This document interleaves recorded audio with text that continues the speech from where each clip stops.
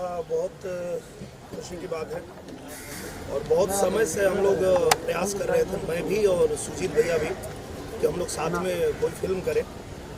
और चूंकि फिल्में तो हमने बहुत सारी की है साथ में, पर तब भैया सहायक निर्देशक हुआ करते थे और उस समय हम लोगों ने 4-5 फिल्में साथ में किया था। पर भैया ने जब निर्देशन शुरू किया तब से हम लोग दोनों ही प्रयास करते रहे, कभी ऐसा संयोग बना नहीं। बहुत दिनों के बाद ये मौका आया है कि हम दोनों लोग साथ में आ रहे हैं और साथ में रितु जी के साथ भी कई बार हम लोगों ने प्रयास किया पर कोई फिल्म नहीं आ पाई थी। तो अब जो है कहते हैं कि जब जो होना होता है तभी होता है, तो ईश्वर ने ये संयोग बनाया है कि आज सुजीत जी के निर्देशन में मैं और रितु जी साथ में जो है ये फिल्म कर रहे हैं। और जैसा कि इस फिल्म का टाइटल है आर्मी, तो आप समझ सकते हैं कि जिस तरह का इनका टेस्ट है हमारे सुजीत भैया का, एक्शन मूवी ज़्यादा जो है इनके लोग पसंद करते हैं, तो ये भी एक्शन से भरपूर मूवी होगी। पर ये भी आप देख सकते हैं कि जिस लुक में रितु जी बैठी है, तो पारिवारिक बैकग्राउंड भी है सिनेमा में बहुत बढ़िया, तो फुल पैकेज मिलने वाला है। और चूँकि ओम झा जी हैं फिल्म के म्यूज़िक डायरेक्टर, तो इसकी गारंटी पहले ही मिल जाती है कि फिल्म का संगीत जो होगा वो एक नंबर होगा। क्योंकि आज आप लोगों के आशीर्वाद से मुझे लगता है कि भोजपुरी की 90% फिल्में जो है वो ओम झा जी ही कर रहे हैं, अगर मैं गलत नहीं हूँ। सही बात, बिल्कुल। हाँ, ओम जी, तो ये उनकी मेहनत है, उनकी लगन है, उनके अंदर वो गुणवत्ता है कि उन्होंने प्रूव किया है अपने आप को। तो आज जो है हर निर्देशक, हर निर्माता चाहता है कि ओम जी उसकी फिल्म करे ताकि लोगों को अच्छे गाने वो दे सकें।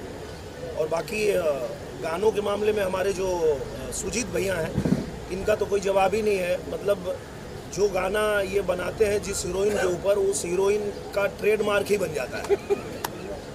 एक गाना इन्होंने आम्रपाली जी के साथ बनाया, रातें दिया बुता के, और मुझे लगता है कि कोई ऐसा फंक्शन नहीं होगा जहाँ पे आम्रपाली जी जाएं और वो गाना ना परफॉर्म करें, वो या डिमांड ना आए।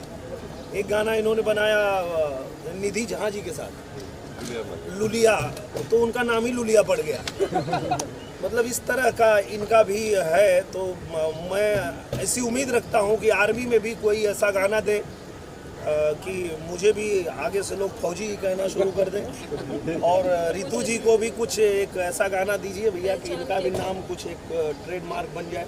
सर, गाने की बात चल रही तो आपके यहाँ एक होली का गीत आया है, अगर 2 लाइन गुनगुना दे तो। बहुत सारा आया, आप कौन सा आप सुनना सर? ये होली के आए हैं पाव लागू वाले। अच्छा, होली के बधाई बाटे गोड़ लागी पहुना, स्वागत ससुरारी में बगोड़ लागी पहुना, गोड़े लगबू खाली गोड़े लगबू, कहियो गले हमारा लगबू की गोड़े लगबू। सर, जो आंकड़े मेरे पास है, लगभग आपने आपकी आगे वाली प्रोजेक्ट को मिला के आपने हाफ सेंचुरी तो कंप्लीट कर दी है भोजपुरी इंडस्ट्री में। क्या कुछ बदलाव देख रहे हैं जो शुरुआत से लेके अब तक में?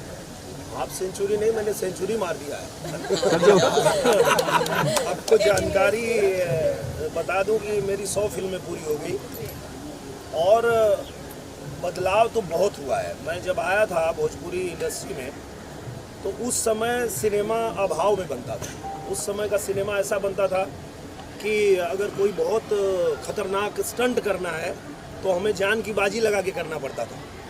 जैसे आप लोगों ने देखा होगा निरहुआ रिक्शा वाला, वो रिक्शे के ऊपर से जो समरसॉल्ट मारना था, उस समय केबल नहीं था और 2 फाइटर जो है उसी रिक्शे पे गिर के हॉस्पिटल पहुंच गए। उसके बाद फाइट मास्टर भी सोच लिए हीरो नहीं करेगा और डायरेक्टर साहब भी सोच लिए कि हीरो नहीं करेगा क्योंकि इसके सामने ही 2 लोग घायल हुए हैं और केबल था नहीं। पर मैंने जान की बाजी लगा दी कि ऐसी ज़िंदगी से क्या फ़ायदा है जब कुछ बन ही नहीं पाए। तो मैंने मारा था और वो शॉट दिया था और वही लोगों को पसंद आया था। सर, एक आम फिल्म जो बनती है जी, एक्शन मूवी बनती है, वो अलग होती है, लेकिन ये आर्मी बेस है, तो ये जो कुछ इसमें खास तैयारी करनी पड़ती है।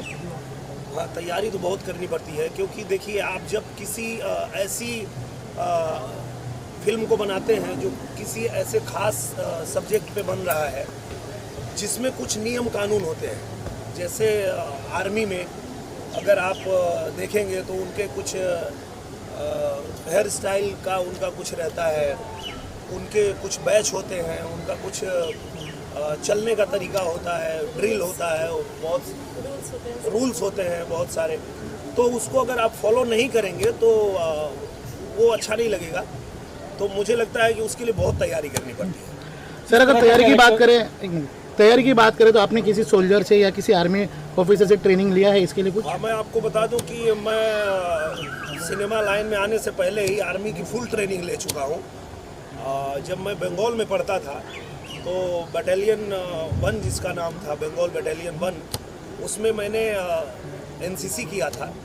और एनसीसी इसलिए ही कराया जाता है कि भारत सरकार हमारे देश के बच्चों को आर्मी की पूरी ट्रेनिंग अपने खर्चे पे देती है, और जब भी देश में आपातकालीन स्थिति होती है तो उनको बुलाया जाता है और उनको जाना पड़ता है, वो किसी भी फील्ड में हो।